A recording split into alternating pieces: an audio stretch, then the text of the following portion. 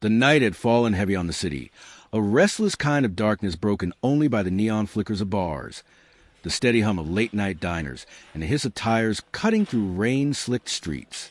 The storm had passed earlier, but the air still smelled like damp asphalt and rust, like a city that refused a rest. Angela Brooks clutched her jacket tightly around her swollen belly as she stood under the dim yellow glow of a flickering street lamp. The fabric was thin, hardly protection against the night's chill, but it was all she had. Her shoes, worn from too many long walks, were soaked through. Still, she didn't shift her weight or complain. She stood steady, staring at the row of taxis idling across the street. 8 months pregnant, Angela had grown used to the stares. People looked at her differently these days, some with pity, some with judgment, some with indifference. But she had learned to square her shoulders, lift her chin, and keep walking. Tonight was no different, except for the ache in her back that refused to ease and the urgent need to get across town before morning.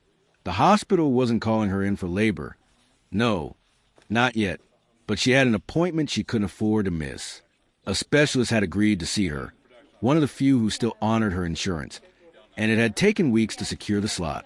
Rescheduling wasn't an option. Missing it could mean complications later. She had told herself she wouldn't let anything stop her. Yet here she was, stranded in the night, standing in the rain's aftermath, staring at a line of yellow taxis like they were golden chariots locked behind glass. Angela raised her hand, waving toward the nearest cab. Its headlights flickered as if acknowledging her presence, but the driver didn't move. She stepped closer, her heart beating fast with hope. The man behind the wheel was broad-shouldered, his white shirt glowing faintly beneath the glow of his dashboard. His hair was silver at the temples, his jaw square. His nameplate on the dashboard read, Thomas Green. Angela's voice trembled slightly, but her tone carried strength. "Excuse me, sir, could you take me downtown?" Thomas turned his head slowly. His eyes, pale and cold, traveled from her rain-damp curls to the curve of her belly to the worn jacket she held shut with one hand. His lip curled, not in sympathy, but in disdain. "You," he muttered, his voice gravelly. "Find another cab." Angela blinked. I've been standing here for nearly an hour. Please, I really need to." I said no. His words snapped like a whip. He leaned closer to the glass window, his hand resting on the wheel with a grip that looked more like a fist. "Try another driver." "Not me." Her breath caught in her chest. She glanced at the row of taxis ahead, but the other driver stared deliberately forward, unwilling to break the code of silence.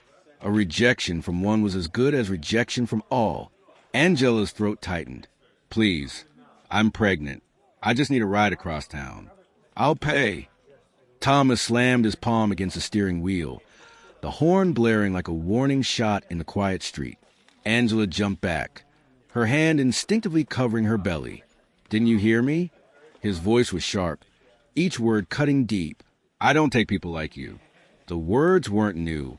She had heard them whispered in stores, in waiting rooms, in the supermarket aisles when she reached for the last carton of milk. People like you. But coming now at this hour, when she needed help more than anything, it felt like a weight pressing down on her chest. Angela swallowed hard, fighting back the sting in her eyes. She refused to cry, not in front of him. She had been invisible too long to let tears give him the satisfaction of thinking he had broken her. "Fine," she whispered, though her voice trembled. "I'll wait for another." But her knees wobbled as she stepped back, exhaustion seeping into her bones. The night stretched long and merciless before her, the hospital across town like a mountain she couldn't climb. Inside the cab, Thomas sat rigid, his jaw clenching as he gripped the wheel. To him, it was simple. He had rules that kept his world clean, ordered, untouched. He didn't take fares that looked like trouble. And to him, a young black woman, heavily pregnant, dressed in worn clothes and standing alone in the middle of the night, that was trouble. But what Thomas didn't realize was that someone had been listening. The back door of the cab creaked open, and a voice, soft yet firm, cut through the tension. "Dad," it said. Thomas whipped his head around. Startled, his daughter, Emily, stood on the curb just outside the car, her hair still damp from the shower she had taken before deciding to join him on his late-night shift. She was 22, with sharp features softened by empathy, her brown eyes reflecting the glow of the street lamp. "Emily," Thomas said, his tone stiff, "get back in the car. This isn't your business." But Emily's gaze was fixed on Angela. She saw the fatigue etched into her face, the way her shoulders trembled beneath her thin jacket, the silent battle in her eyes to remain dignified even when dismissed. And something inside Emily stirred, something stronger than fear of her father's wrath. "It is my business," she said, stepping forward, "because I'm not going to sit here and watch you turn away someone who needs help." Thomas's face flushed with anger. "You don't understand how this works. This city is full of people who will use you, drain you, take advantage. And what if she isn't?" Emily cut him off. Her voice was steady, but her hands clenched into fists at her sides. "What if she's just a woman who needs a ride?"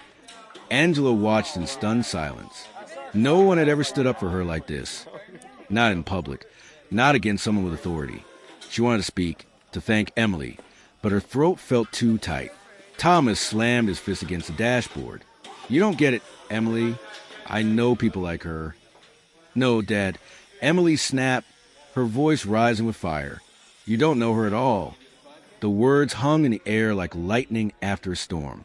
For the first time, Thomas faltered, his certainty cracking as his daughter's defiance cut through his prejudice. Angela's knees weakened, not from exhaustion this time, but from the sudden, shocking possibility that maybe, just maybe, someone was on her side. Emily stepped toward her, her expression softening as she extended a hand. "Come on," she said gently. "I'll make sure you get there." And in that moment, under the flickering street lamp, the balance shifted. The driver had said no, but his daughter had said yes. And nothing in their lives would ever be the same again.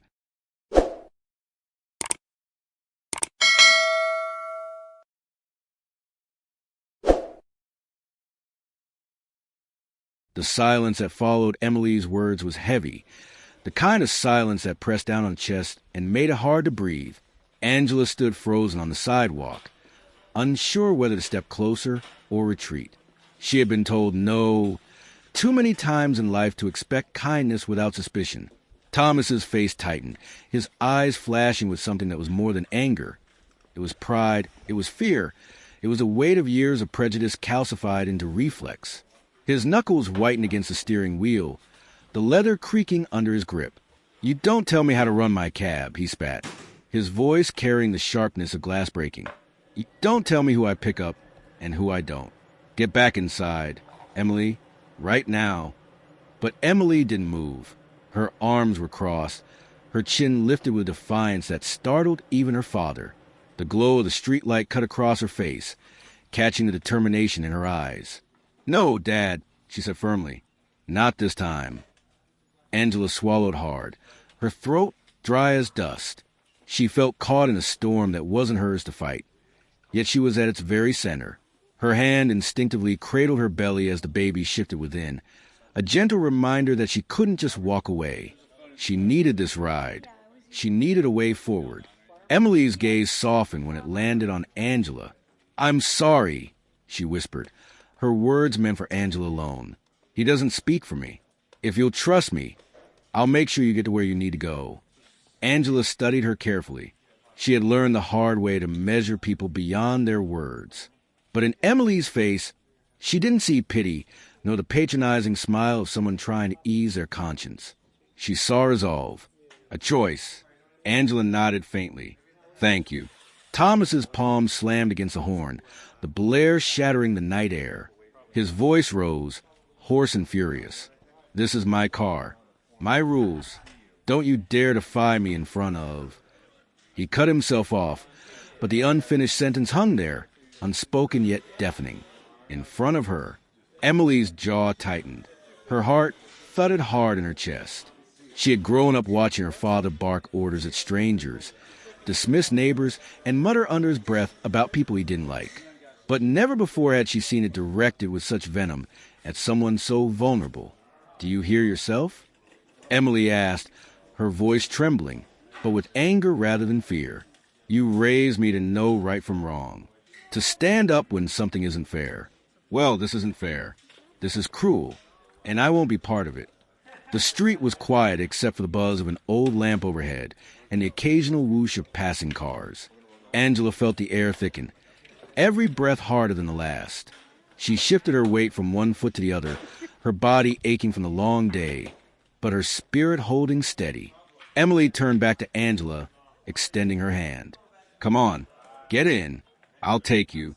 Angela hesitated, glancing from the father to the daughter. Thomas's glare burned like fire, but it couldn't melt the cold steel of Emily's determination. Slowly, Angela slid into the back seat, the leather cold against her legs. The cab smelled faintly of aftershave and cigarettes, with an undercurrent of city grit baked into its fabric. Emily walked around to the driver's side, her boots echoing against the pavement. She opened the door and looked her father dead in the eye. Move, she said simply. Thomas's chest heaved. Emily, don't do this. I already am. You don't even know where she wants to go. You don't know what trouble she'll bring into this cab. Do you want to put yourself in danger for a stranger? Emily's lips pressed into a thin line. She's not a danger. She's a human being. And she's pregnant. What's wrong with you? Thomas flinched at the words, though he quickly masked it with a scowl. You think the world is simple. You think everyone deserves a chance. You'll learn, Emily. You'll learn the hard way. Emily didn't blink. Maybe, but I'd rather learn by helping them by turning my back. For a long, charged moment, father and daughter stared at each other, neither yielding. Finally, with a grunt of frustration, Thomas shoved the door open and stepped out. He stalked around the cab, his shoulders hunched, his jaw locked tight, and slid into the passenger's seat with the weight of a man who had lost something he didn't know how to name. Emily climbed into the driver's seat, her hands trembling as she adjusted it. She had driven before, but never her father's cab. The keys felt heavier than usual, like they carried more than just metal. They carried choice, rebellion, and a step into a different future. She glanced at Angela through the rear-view mirror. Buckle up, she said softly. We'll get you there. Angela fastened the belt across her lap, whispering, Thank you. The engine rumbled alive. Emily gripped the wheel tightly, her knuckles pale against the leather. She pressed the gas gently, pulling away from the curb. Thomas shifted beside her, his voice low and bitter. You don't know what you're doing. This city isn't kind. Emily, it'll eat you alive if you keep trusting people blindly. Emily's eyes stayed fixed on the road ahead. Or maybe it's not the city that's cruel. Maybe it's people like you who make it that way. Angela sat quietly in the back, her eyes on the window. The city rolled by, shuttered shops, neon signs flickering. People huddled under awnings. Her reflection stared back at her, eyes tired but unbroken. For the first time that night, she felt the smallest flicker of hope. But as the cab carried her deeper into the city, Angela knew something. This night wasn't just about reaching a destination. It was about colliding with the kind of truths that could change lives forever. The cab's tires hummed against the cracked asphalt, carrying them through streets that looked half asleep yet restless, like a city that never really closed its eyes. Neon signs bled color onto the pavement. A liquor store's fluorescent lights buzzed like tired bees. Somewhere in the distance, a siren wailed, faint but haunting. Angela sat in the back, hands folded over her belly. Every so often, the baby shifted, reminding her that time wasn't hers to waste. She leaned her head against a window, feeling the cool glass against her temple, and watched the city blur past. The ride was silent, but it wasn't peaceful. It was a silence of words unsaid, of breaths held, of storms gathering in the small space between three people who carried too much. Emily's grip on the wheel was steady, though her heart raced. She wasn't used to defying her father. He had been the unshakable force in her life, the man whose voice dictated right and wrong, whose frown meant you were stepping out of line. Yet tonight, something inside her cracked open, something she couldn't seal shut again. She didn't regret it, but she knew there would be consequences. Thomas stared out the passenger side window, his reflection warped in the glass. He looked older than he felt, the lines around his mouth deeper, the gray in his hair harsher. He could still feel the heat of Emily's defiance burning into him. He had lost control, not just of the cab, but of his daughter. and that loss gnawed at him. Finally, Angela broke the silence. Her voice was calm but edged with exhaustion. You don't know how much this means to me. Emily glanced at her through the mirror, offering a faint smile. You don't have to thank me. It's just what anyone should do. Thomas scoffed, his voice low and bitter. Not anyone. Most people would have walked away. I tried to. Angela's eyes narrowed. She hadn't wanted to engage him, but the bitterness in his tone demanded a response. You can just try to walk away. You wanted to leave me standing there, alone, pregnant, in the middle of the night. Thomas turned, his jaw tightening. I don't owe you anything. You don't know me. I don't know you. That's how the world works. Everyone looks out for themselves. Emily cut him before Angela could respond, her voice sharp. That's not how the world has to work, Dad. That's just how you choose to see it. Thomas snapped his head toward her. You think you know better? You think life is as simple as picking people up and saving the world one ride at a time? You've lived under my roof, eaten from my table, never had to scrape for survival. You don't know what this city does to people, to men like me. Emily's hands tightened on the wheel, but she didn't flinch. And you don't know what it does to women like her. She nodded toward Angela in the back seat. Angela felt a lump form in her throat. She wasn't used to strangers defending her, especially not against her own family. For a moment, she wanted to retreat into silence, to let them fight it out. But something inside her stirred, a need to be more than the subject of their argument. You're right, she said softly, her voice steadying as she continued. You don't know me. You don't know the nights I've walked home, because no one would stop for me. You don't know the times I've swallowed my pride just to get by. But I'll tell you this, I've never once wanted pity. All I've ever wanted was fairness. A chance. The same chance anyone else would get without question. The words hung in the air, sharp and undeniable. Thomas shifted uncomfortably, but he didn't respond. Angela looked back out the window, her reflection meeting her eyes like a ghost of the woman she used to be. She remembered being 17, standing in the rain outside a shop that had refused to hire her because of her skin, her accent, her everything. She remembered walking home with soggy shoes and a head full of numbers, equations she had scribbled in the margins of her notebooks because math had always been her language, her escape. She had wanted to study, to teach, to build something lasting. But life had turned those dreams into survival instead. The cab hit a pothole, jolting her back to the present. Emily glanced at her apologetically through the mirror. Sorry. Angela shook her head. Not your fault. For a moment, their eyes met, and Angela saw something she hadn't expected. Hope. Not for herself, but for her child. Maybe, just maybe, the next generation wouldn't have to carry the same weight. Thomas sighed heavily, rubbing his temples. You think I don't see it? You think I don't know the world is unfair? I've worked 40 years in this city, driving strangers around while people with money look through me like I'm invisible. You think I like being that man? You think I don't feel the weight of every door slammed in my face? His voice cracked, just barely, before he hardened it again. But I learned something. No one's going to save you. Not the government. Not your neighbors. Not the kindness of strangers. You survive by putting yourself first. That's it. That's the only rule. Angela leaned forward slightly, her eyes sharp. And where has that rule gotten you? Look at your daughter. She doesn't believe it. She's sitting here proving you wrong, and deep down you know she is. Thomas turned to Emily, his face tightening. For a moment, Emily thought he would explode, that his fury would come crashing down like a storm.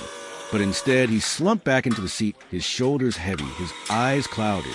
Emily's voice was quiet but firm. Dad, I don't want to grow up believing the world is nothing but walls. If you spent your whole life building them, fine. But don't make me live inside them, too.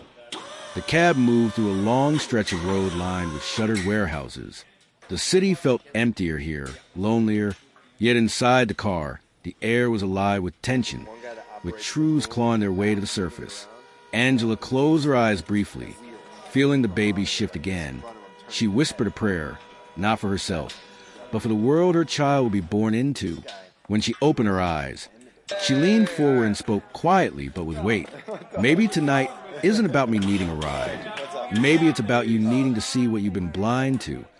The cab went silent again, but it wasn't the silence of avoidance anymore. It was a silence that comes when truth has been spoken and no one knows how to answer. The hum of the engine filled the space, and Thomas's thoughts drifted backward against his will. He saw himself at 18, standing outside a factory where he had begged for work. He remembered the foreman shaking his head, muttering, "We're not hiring kids like you." He hadn't understood at first, but later he realized kids like him meant kids from the side of the tracks, with no connections, no pedigree. He had walked home that day, fists stuffed into his pockets, swearing that he would never beg again. He learned to build armor, sarcasm, distance, hardness. It was easier to reject before being rejected, easier to say no than to risk hearing it. The years had only hardened that belief. Now, looking at Angela in the back seat, glowing faintly under the passing streetlights, he saw something he didn't want to admit. She looked like him at 18, not in the details, but in the fire of her eyes, the fire of someone who had been told no too many times but refused to stop trying, and it unsettled him. The cab slowed as flashing lights appeared ahead. A police checkpoint blocked the road. Orange cones scattered on the glow of floodlights. Emily's grip tightened on the wheel. "Dad, what do we do?" Thomas sat up straighter. "We wait. They'll wave us through." Angela's chest tightened. Her heartbeat quickened. Checkpoints had never been kind to her. She shifted nervously, tugging at the hem of her blouse, wishing she could make herself invisible. A uniformed officer stepped forward, flashlights slicing through the night. He tapped the hood of the cab, signaling them to roll down the window. Emily complied. "Evening, officer." The man's eyes scanned the cab, lingering on Angela in the back seat. His expression hardened. "Where you headed?" Emily spoke quickly. "She's pregnant. We're taking her home." The officer narrowed his eyes. "ID?" Angela's throat went dry. I don't have it on me. I left in a hurry." Thomas cursed under his breath. He knew this was trouble. The officer leaned closer. "So she doesn't have ID, and you expect me to believe she's just a passenger?" "Step out of the car." Angela froze. Fear shot through her like ice water. But before she could move, Emily spoke, her voice louder, steadier than she felt. "She's with us. She's not a suspect. She's not a criminal. She's a pregnant woman who needs to get home." The officer's jaw tightened. He glanced at Thomas, perhaps expecting him to back her up. For a moment, Thomas hesitated. Years of survival screamed at him to stay quiet, to keep his head down, to let the officer do what he wanted. But then he saw Angela's trembling hands, her eyes wide with fear, and something cracked inside him. "She's telling the truth," Thomas said, his voice rough but firm. "This woman's just a passenger. She's done nothing wrong." The officer studied him for a long moment before finally waving them on. "Go, and tell her to carry her ID next time." The cab rolled forward, the tension thick as fog. Angela exhaled shakily, tears welling in her eyes. "Thank you," she whispered. Thomas didn't answer. He just stared out the window, his own words echoing in his head. He had defended her. For once, he hadn't stayed silent. Back in motion. The silence returned, but it was different now. It wasn't avoidance, and it wasn't hostility. It was a silence of change, subtle, unsteady, but undeniable. Angela leaned back, closing her eyes, feeling her baby shift once more. Emily's hands relaxed slightly on the wheel, though her heart was still pounding. Thomas sat with his arms crossed, staring into the night, unsure what had just shifted inside him, but knowing it couldn't be undone. The cab carried them deeper into the city, carrying not just bodies, but burdens, truths, and the fragile beginnings of something none of them had expected. Connection. The cab rolled back into motion, tires humming like a tired lullaby over cracked streets. The air inside the car was heavy, charged, but not hostile anymore. Something had shifted at that checkpoint. A wall had cracked, just enough for light to seep through. Angela's head rested lightly against the window, her eyes half closed, but her mind was wide awake. She kept replaying the officer's flashlight beam cutting through the night. landing on her face, dissecting her existence as if she needed to prove she belonged. And then Thomas, the man who had tried to leave her on the curb just an hour earlier. He had spoken for her. His voice, gruff and reluctant, had carried weight. It had been enough. It wasn't salvation, but it was something. Angela's thoughts. She thought of her daughter waiting at home. A little girl with curls like her grandmother's and questions that never stopped. Mommy, why do people stare sometimes? Mommy, why can't we get a cab like other people? Angela always softened the answers, smoothing the edges, trying not to let the bitterness of her own experiences spill onto her child's innocence. But tonight had shaken her. Tonight reminded her that the world wasn't soft. It had sharp corners, corners her daughter would inevitably collide with. Angela's hand moved protectively over her belly. Not this one, too, she whispered under her breath. She refused to let her second child grow up, believing the world would always deny them space. Her reflection in the glass looked back at her, eyes darker than the night, but unbroken. Emily's conflict. At the wheel, Emily kept stealing glances at the mirror. She saw Angela's tired posture, the weight she carried in silence, and she felt a surge of admiration. This woman wasn't fragile. She was steel wrapped in tenderness. Emily thought her own life. College classes, late night studying with friends, arguments with her father about curfews and choices. She had been sheltered, even when she thought she wasn't. She had never felt the sting of being invisible in her own city. And now she wondered, what good was her privilege if she didn't use it? If she didn't push back against the walls her father had taught her to accept? Her grip on the wheel tightened. She had defied him once tonight, but she knew it wouldn't be the last time. Thomas's inner battle. Thomas sat stiffly in the passenger seat, arms crossed, staring into the blur of passing lights. He didn't want to admit what he felt. He did want to admit that, for a moment, he had seen Angela not as a burden, not as a stranger, but as a reflection of himself. He had spoken up at the checkpoint because the look in her eyes reminded him of his own years ago, when men in uniforms had dismissed him, when bosses had told him no before he had even finished asking. He had hated that feeling, being stripped of dignity in a second, and tonight he had recognized it in her. But saying the words had unsettled him, because if he could stand up for her now, what did that say about all the times he hadn't? He rubbed his temples, muttering under his breath, "Don't read too much into it. One moment doesn't change the world." But the truth was gnawing at him. Maybe it wasn't about changing the world. Maybe it was about refusing to let the world change you. The neighborhood. The cab turned down a narrower street. The houses here were closer together. Small brick boxes lined with chain-link fences and porches stacked with mismatched chairs. A group of young men lingered on the corner, their laughter echoing into the night. Angela sat up straighter. She knew the street. It wasn't far from home. Relief trickled in, though her body was still tense. Emily slowed at a stop sign, glancing at the men on the corner. They looked over, not menacing, but curious. She pressed lightly on the gas, moving forward. "Almost there," Angela murmured, more to herself than anyone else. A sudden stop, but just as they rolled onto the next block, the cab sputtered. The engine coughed, stuttered, and then cut off entirely. The car coasted to a halt under a flickering streetlight. Emily's eyes widened. No, don't do this to me now." She twisted the key, but the engine only wheezed and clicked. Thomas cursed, slamming his hand against the dashboard. "Damn car. I told you it needed a new alternator." Angela felt her chest tighten again. What does this mean? "It means we're stuck." Emily said, "Try an ignition again," with no luck. The baby kicked sharply, as if sensing the tension. Angela winced, holding her belly. Thomas unbuckled his seatbelt. "I'll check the hood." He stepped out, the night air cool against his skin, and popped the hood.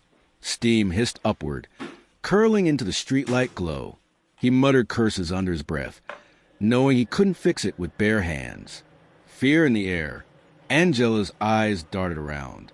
The men on the corner had noticed the stalled cab. Two of them started walking toward it, their steps slow but deliberate. Angela's pulse quickened. Her mind flashed to every warning she had ever heard about being vulnerable in the wrong place at the wrong time. She whispered, "Lord, not tonight." Emily saw them too. She locked the doors instinctively and glanced back at Angela. "Don't panic. They might just want to help." Angela shook her head, her voice low. "Or they might not." Confrontation. Thomas slammed the hood shut just as the two men approached. One of them, tall with a lean frame, raised his hands casually. "Yo, you need a jump?" Car sounds dead. Thomas squinted at them, his body tense. His instincts screamed caution. Angela leaned forward, recognizing the taller man. Her voice softened. "Wait, I know him. That's Marcus. He lives 2 blocks from me." Marcus grinned when he saw her. "Angela, that you? Girl, what you doing out here this late?" Relief flooded her face. "Trying to get home. This cab broke down." Marcus nodded, glancing at Thomas and Emily. "These your people?" Angela hesitated. "They helped me." The second man smirked. "Helped you in that busted cab? Looks like they need the help now." Emily flushed, embarrassed, but trying to smile. "Yeah, we're kind of stuck." Marcus shrugged. "I got cables at the house. Give me 10 minutes. He jogged back toward the corner, leaving his friend behind. Waiting in the dark, the cab sat under the flickering streetlight, the neighborhood quiet except for distant barking and the hum of a television spilling sound from an open window. Inside, tension settled again. Angela leaned back, whispering, "That man, Marcus, we grew up together. He looked out for me once when I had no one else." Thomas raised an eyebrow. "And you trust him?" Angela met his gaze in the mirror. "More than I trust most." Emily exhaled slowly. Sometimes it feels like the people you think you can't count on surprise you, and the ones you think you can don't. Her words hung in the air, meant for her father as much as for anyone else. Thomas shifted uncomfortably but didn't respond. Marcus returns. True to his word, Marcus returned with jumper cables slung over his shoulder. He waved for Thomas to pop the hood again. Together, they worked in the glow of the streetlight, the red and black clamps snapping onto battery terminals. Emily tried the ignition when Marcus signaled. The engine coughed once, then roared to life. Relief flooded the car. "You're good," Marcus said, shutting the hood. He looked at Angela through the window. "Get home safe, all right? You got little ones counting on you." Angela's eyes softened. "Thank you, Marcus, for everything." He gave her a small salute before walking back toward the corner. The ride continues. The cab pulled away, engine humming stronger now. Angela exhaled deeply, whispering a quiet prayer of gratitude. She had felt fear tightening around her throat just minutes ago, and now she felt release. Emily glanced at her in the mirror. "You okay?" Angela nodded. "Better now." Thomas stared ahead, silent, but in his chest, something stirred. Watching Marcus step in without hesitation had unsettled him again. Strangers helping strangers. People showing up when it mattered. It clashed with everything he had told himself about the world. And maybe, just maybe, he was wrong. The cab turned another corner, and Angela finally recognized her street. Relief flooded her like warmth. "We're close," she whispered. The night was far from over, but for the first time since it began, all 3 passengers felt something flicker in the dark. Not safety, not certainty, but the fragile beginnings of faith. The cab turned onto Angela's street at last. The headlights swept across familiar porches, weathered fences, and stoops where neighbors sometimes sat in the summer evenings. Tonight, everything was quiet, the kind of quiet that feels both safe and fragile. Angela leaned forward, her breath catching when she saw the small house at the end of the block. The porch light was on, casting a soft glow over the chipped paint and uneven steps. Her daughter had left that light on for her. It was their silent ritual, a beacon saying, "Come home safe, Mama."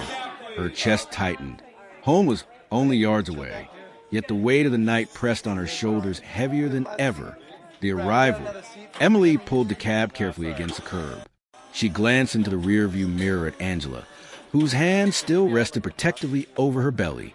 "We made it," Emily whispered, as though saying it too loud might break the moment. Angela nodded but didn't move right away. She sat still, staring at the porch, feeling the ache of exhaustion in her bones. She had carried not only her own body, but her dignity through a storm tonight. Finally, she reached for the door handle. The cool night air rushed in as she stepped out, adjusting her bag against her shoulder. Emily slid out of the driver's seat too, moving around to stand near her. She didn't know why. She just felt she needed to. Thomas stayed in his seat, arms folded, watching silently. On the porch, Angela walked slowly toward her porch, Emily a step behind. The wooden boards creaked as she climbed the stairs. She reached for the doorknob just as the door swung open. Her daughter stood there, curls messy from sleep, eyes wide with relief. "Mommy." Angela's face broke open into a smile as she dropped to her knees, hugging her tightly. Tears pricked her eyes but didn't fall.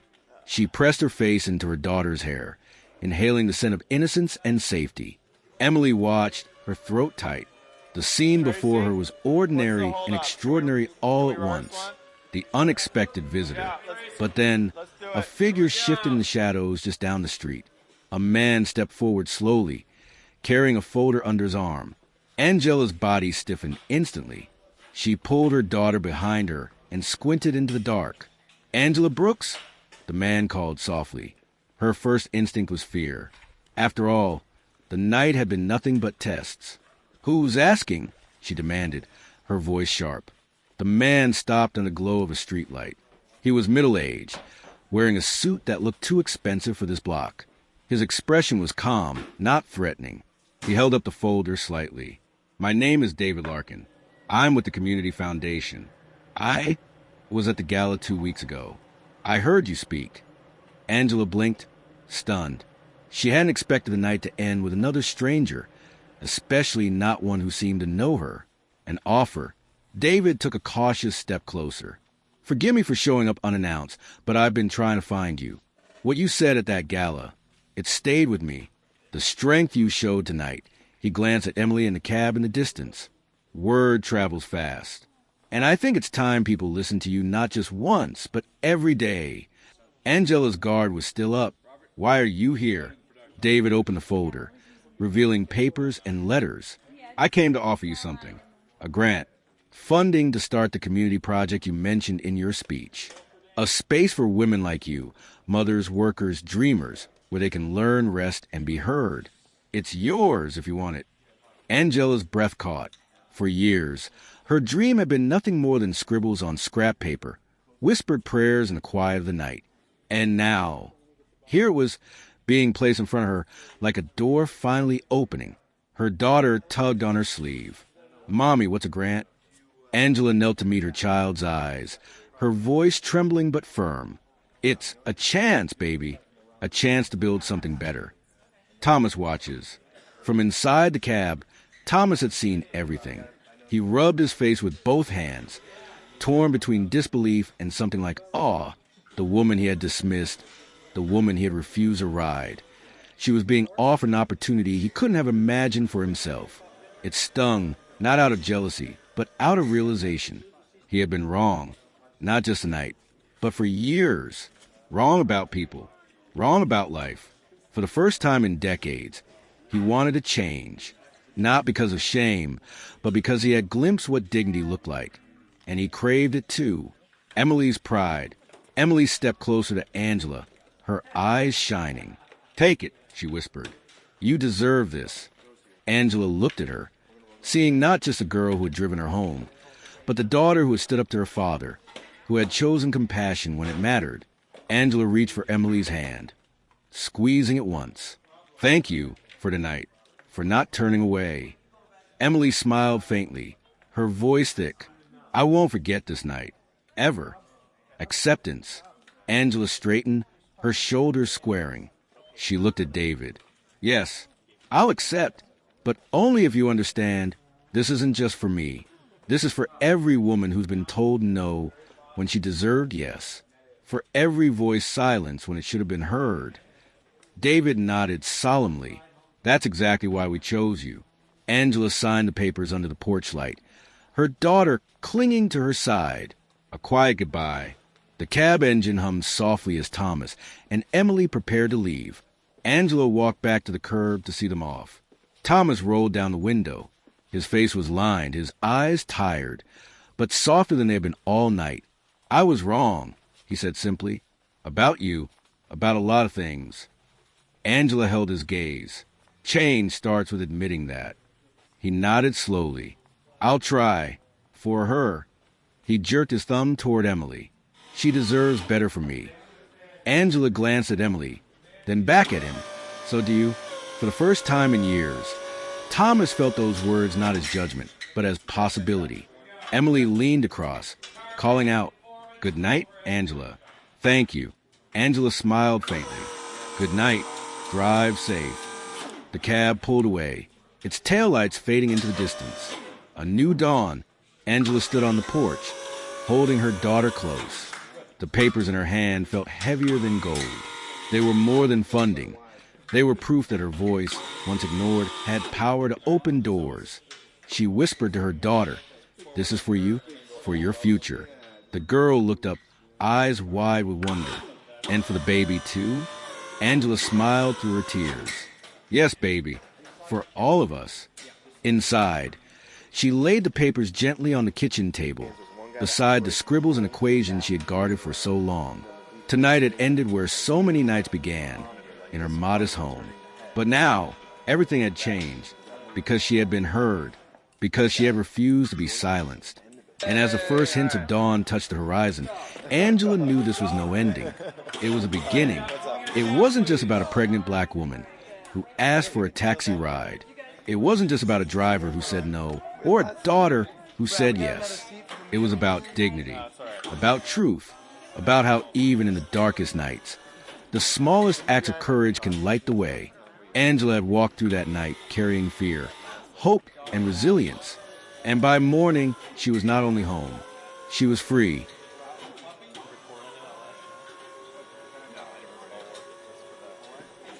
I saw she did this one thing. I saw you laughing at it. I was like, don't worry.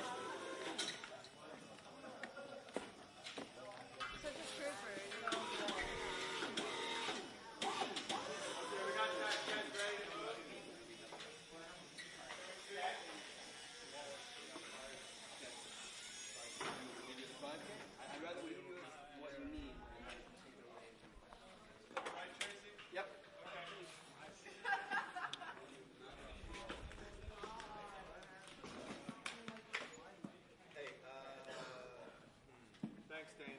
Good job. We'll just leave them on. Just leave them on for the duration. But the...